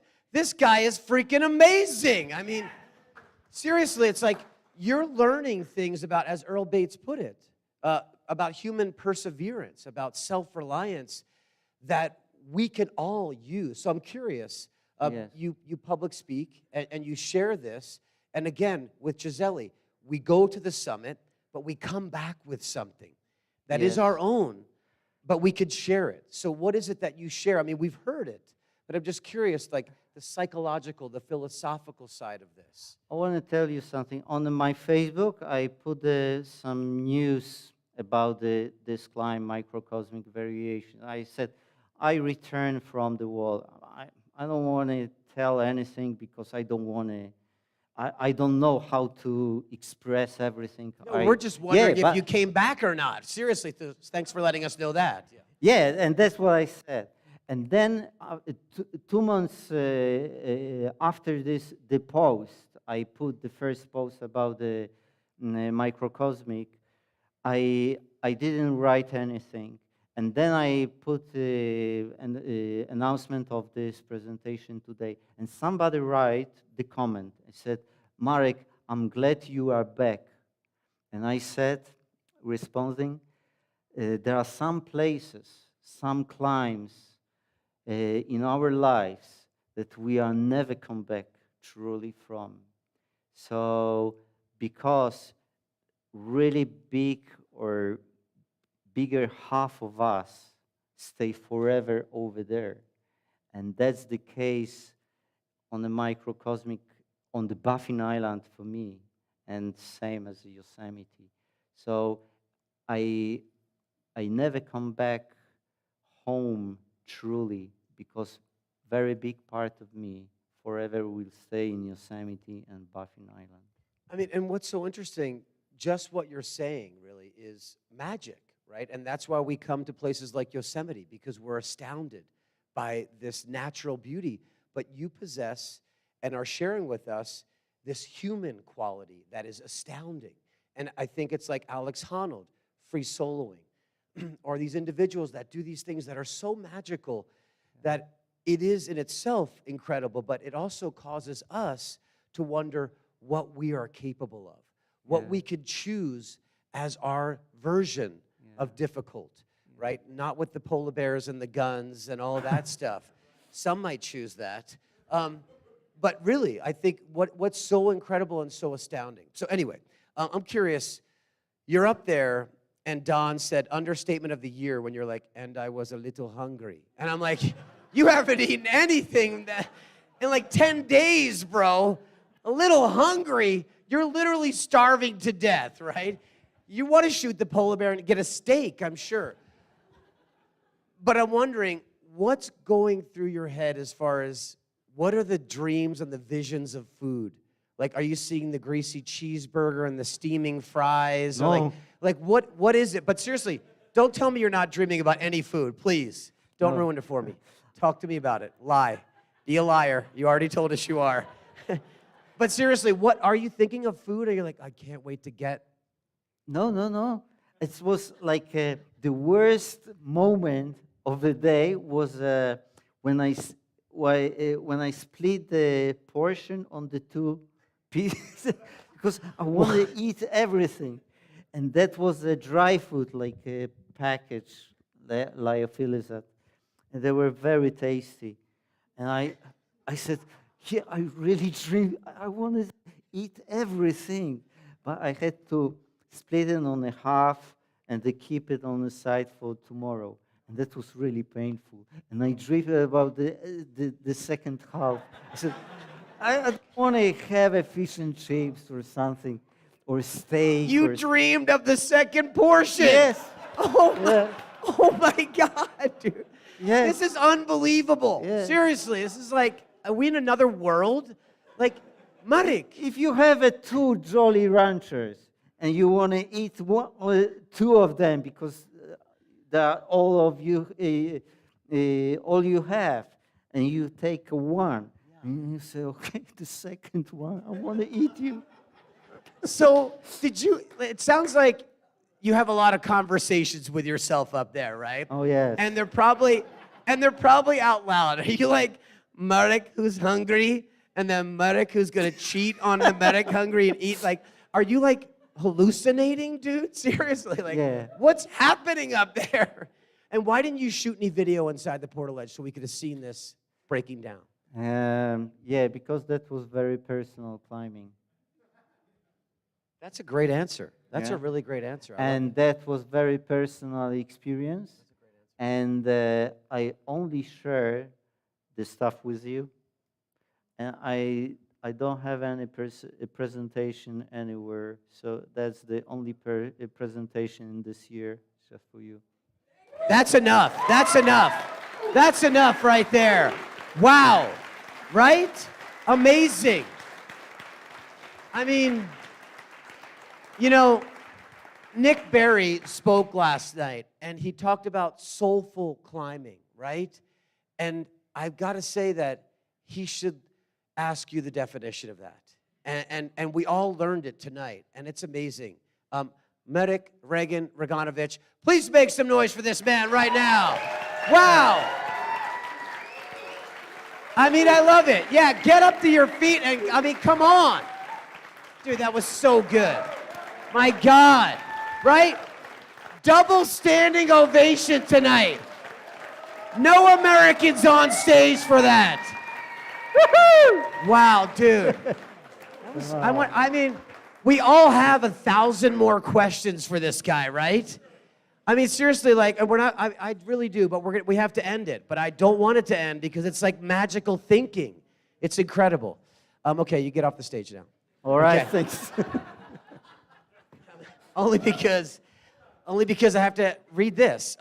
Jeff's back there right now. You've seen Jeff. Jeff has the large white beard. He's been diligently, tirelessly working on behalf of this event and this organization year after year after year. It's these special deep divers, these super volunteers. His son, Tyler, could somebody do me a favor and bring that up on stage for me? These two gentlemen right there, please, guys, right here, able-bodied men. Come and bring this over here, able-bodied people. Jeff Fromm's son, Tyler, makes these surfboards by hand. It's like Marek here making life by hand, making it by hand. Don't break it, guys. You can't, actually. No, you can't break that. Tyler makes indestructible surfboards. But this is a beautiful, one-of-a-kind, incredibly dangerous activity happening right now. But this surf right here, guys, right here, this could take the place of Marek right now. If Marek was a surfboard, it'd be really hungry, and it would look like that, and it would be on the verge of dying any second. But this, by the way, Tyler made by hand with love, like Ken Yeager making this organization, the YCA, and this event. And this, Karine, is on sale to the highest bidder of love. And the funds go to running the facelift, to taking facelift all across the nation and all around the globe. And you'll be able to purchase this surfboard if the price is right. It's a silent auction. Is that correct, Karine? Okay. Let's take a deep breath in, everybody. Let's go deep breath in, hold it, and let it out. That was an incredible night. That was fucked up and amazing. Oh, my God, it was so good. Hey, we're done, but we're not done working. We got to stack the chairs and push them to the sides, please. Thank you to Ed, to Jim, to MB, to Joe, to everybody working. Have a great night. See you tomorrow morning. Wow.